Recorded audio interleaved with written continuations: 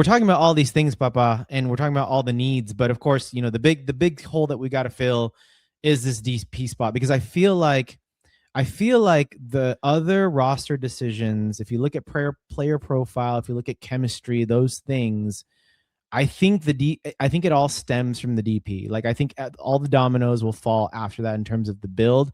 Granted, your fringe pieces, maybe your backup depth options, not so much. But if you're talking about starter level players, which I think the Galaxy and Greg talked about having, what, 2 to 3 or 3 starting level players. Absolutely. I think you've got to start at the top. So just a fun little thing here to round out the show for everyone in chat as well.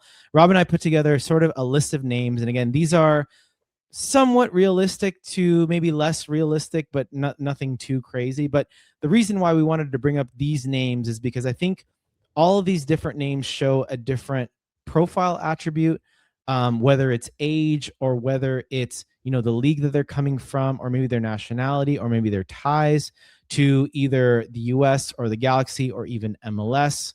So, Papa, I'm just gonna bring up the players, and then at the end we'll just do a little fun, like we'll rank it with chat here. But I'll just give you a little, like, just imagine like we're in the GM room. It's, we're Will Kuntz, we're Mikhail Dencher, we're Ravi, and we're all like pulling up the dossiers right on these players. So I was imagining I was more like Kevin Costner in that Draft Day movie.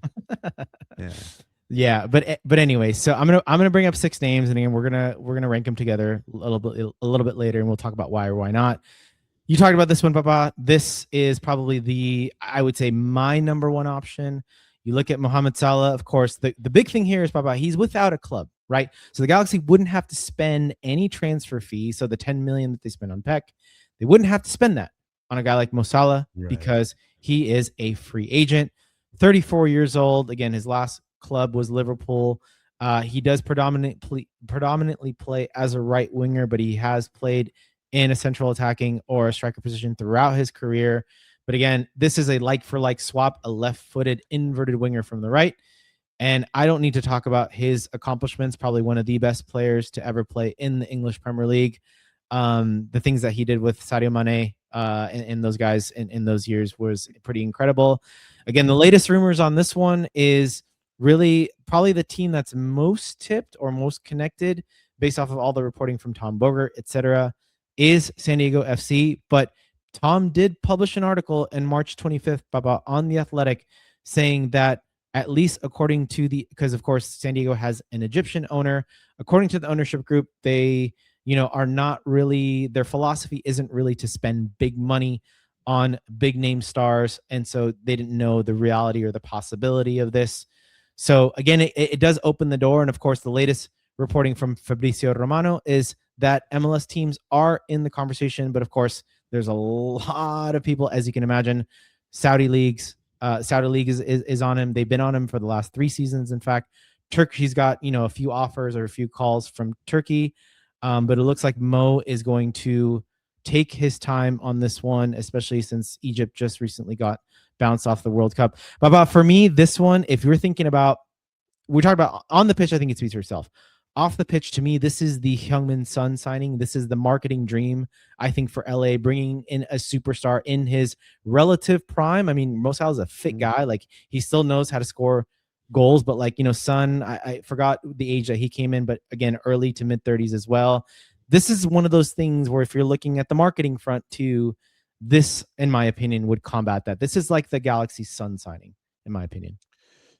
Yeah, I mean, I think you're right. I think this is like the home run signing if they could land this one. What makes me think that it's not going to be him? First off, Greg said it himself. He doesn't really know anything about this. Second, he did say that with Gabriel Peck's departure, Joseph Paintsil is going to be finding himself on the right wing now. He's going to be, getting a lot more time on the right wing, which would probably take away that Mo Salah on the right wing, and again, the whole quote about them building around a young core, the age doesn't really make sense with that. It's inconsistent with that philosophy. However, it is consistent with the pedigree when it's available, you have to go for it, right? Exactly. So Will Kuntz has also talked about market opportunities in the past. announce Salah So- Habibi, yes, primo. I wish we could. I wish we could, Habibi. Yala, yala. Anuncia, 100%. anuncia. So, anyways, I think we both agree that is the home run